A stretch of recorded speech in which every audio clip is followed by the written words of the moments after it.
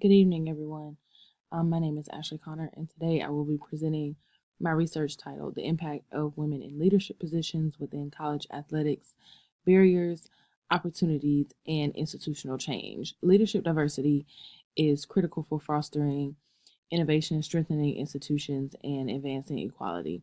Yet, despite decades of Title IX protections and the growing number of women participating in sports, women, particularly women of color, remain dramatically underrepresented in athletic leadership positions. In this presentation, I will explore the persistent systematic barriers, examine emerging opportunities for change, and identify institutional shifts necessary to create a more equitable leadership landscape in college athletics.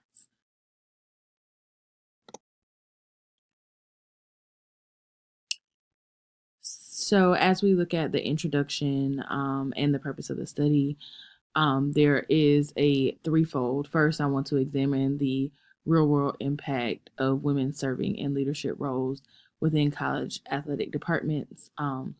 Secondly, to identify persistent barriers limiting their advancement, including biases, organizational resistance, and inequality, inequitable mentorship access. And then third is just to highlight the emerging opportunities, policy reforms, and best practices that can support achieving true institutional equality. The research aims to move beyond statistics and capture the lived experience of these trailblazing women.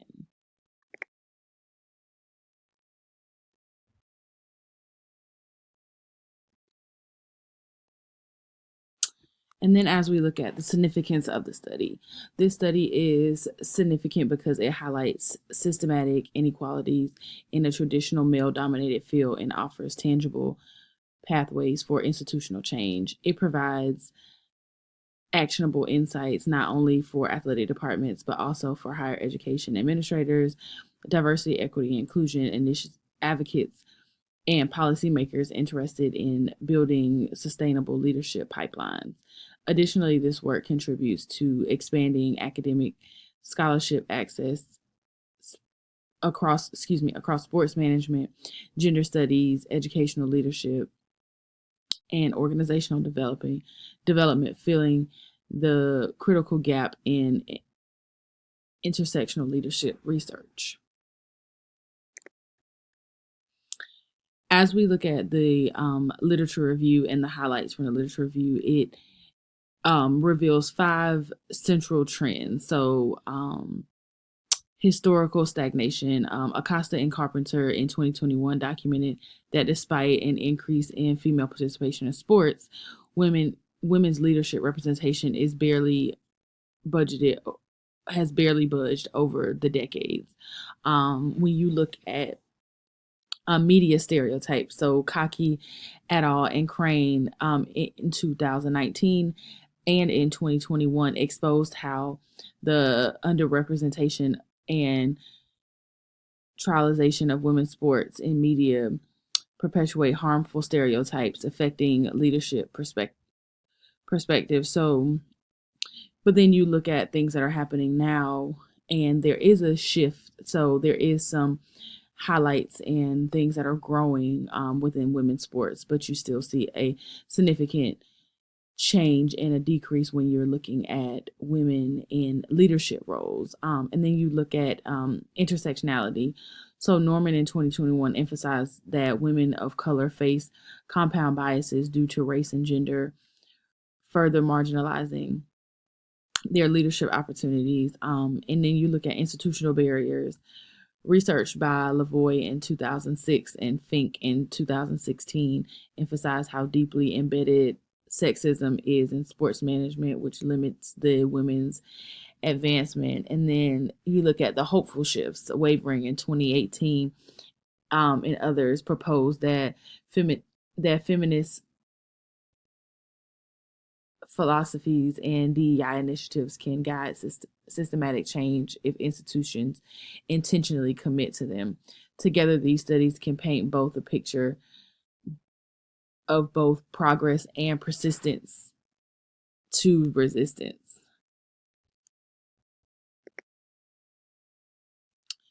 The research methodology, I employed a qualitative and phenomenological research design. This approach centers on participants' lived experience, which for a rich, nuanced understanding of how women leaders navigate systematic barriers and institutional structures. Phenomenology is especially powerful for leadership studies because it uncovers not just what happens, but how it feels to live and lead under persistent inequalities. When we look at the data collection methods, my study involved three data collection methods: semi structured interviews with 10 women leaders aged 30 to 60 from NCAA Division II and HBCU institutions, offering a diverse range of leadership perspectives. Document analysis of the Title IX anniversary event materials, and institutional leadership reports, providing historical and policy context. And then observations of leadership panels and mentorship events at national collegiate sports conferences where informal leadership development occurred. This triangulation strengthened the credibility and the depths of the findings. So within all of this, I could take not just my personal lived experience, but also the lived experience of many other women leaders who are within the same age range that I am, a little bit older and a little bit younger, that have all lived this over years and time. So I was able to grasp a good amount of data collection to be able to support this topic that is talked about but not necessarily looked at, in the sense of we really have to hone in on the research and look at where the gaps are in the equitable um, field and studies of women in intercollegiate athletics. And so data analysis methods, I conducted a systematic synthesis using some tools. I used the AI assisted coding with ChatGPT, which quickly flagged patterns such as glass ceilings, gender biases, and mentorship gaps. And then the traditional thematic coding through Niveo software, which allowed detailed manual analysis across demographic lines and leadership roles. These dual methods ensured both inefficiency and depth, leading to a more validated and reliable thematic structure.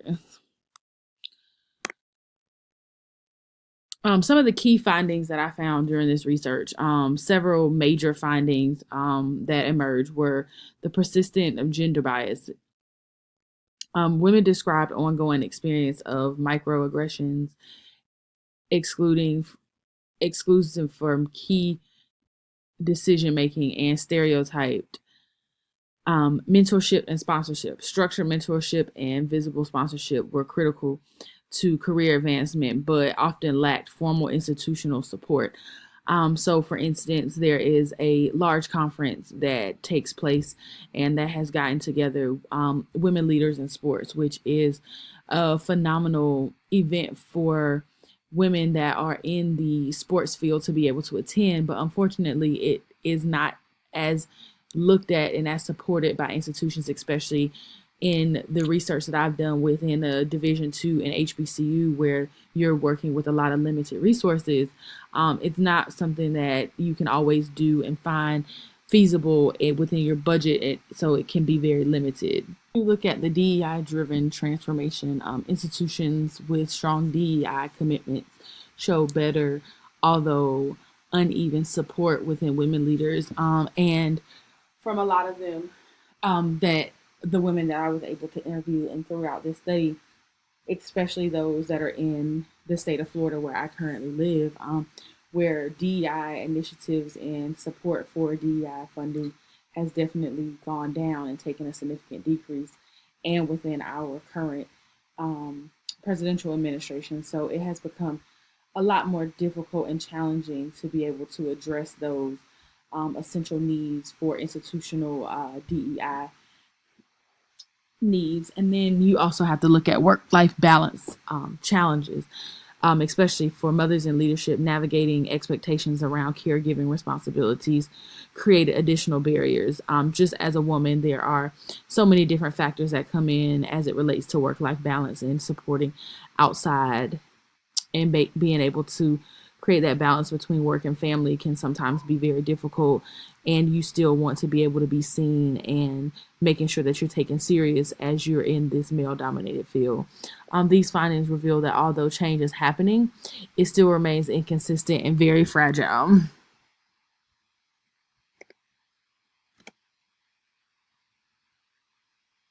And then we will look at the visual summary of findings. So in the next slide, you will see a pie chart and a bar chart, one created by the AI identified core themes, and then the pie chart, which were coded in the barriers. The pie chart shows that 40% of the coded responses were about barriers to advancement, followed by 28% of institutional support. And in the bar chart, based on the AI coding, reveals that the top three themes were mentorship, gender biases, and institutional transformation. These findings reinforce the importance of addressing systematic challenges while also highlighting the role of supportive environments. You'll see in Nivio, it also allow visualization of data trends through modeling, as seen in the pie chart. These visuals help summarize the complexity and urgency of the systematic issues that women specifically face within the intercollegiate world.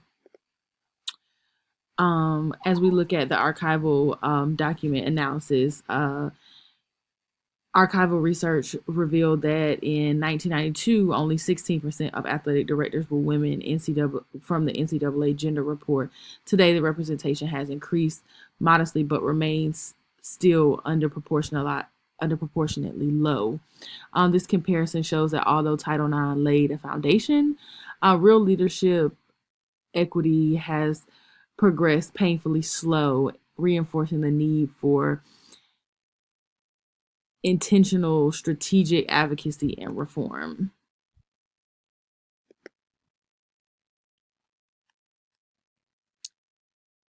As we look at the implications for practice, based on these findings, several practical recommendations emerged throughout this study. One would be structured mentorship program. Institutions must formalize mentorship and sponsorship opportunities for women, and that's not just within their institution, but outside, and being able for them to be able to match and find someone that they can be mentored and sponsored, because it's always great for your name to be talked about in a room that you're not even there, but it's hard when you don't have that advocacy or that mentorship and or sponsor that can be able to do that for you. Inclusive hiring processes, so the recruitment and promotion processes must be intentionally designed to disrupt historical biases. So for instance, my my athletic director is the first woman athletic director at the institution. I work at a small private Division II HBCU that has been around for over 150 years, and she is the first. And that doesn't mean that there weren't other women that were qualified, but just based on history and the common trend of men being in that role, it is a big thing for her. And then institutional accountability. DEI initiatives should be tied to leadership evaluations and strategic goals. I know that it can be a little bit tricky now with our laws that we have here in Florida and the current administration that we're under, but it is very important that we still include those DEI initiatives, especially working for a HBCU. And then leadership development. You must offer professional growth opportunities that target women aspiring in leadership roles. So, what does that look like for other women who are going to come behind, who are looking to be in upper administration leadership roles? Without systematic shifts, individual success stories will remain exceptions rather than norms. One thing I will say is the limitation and future research that has to be done with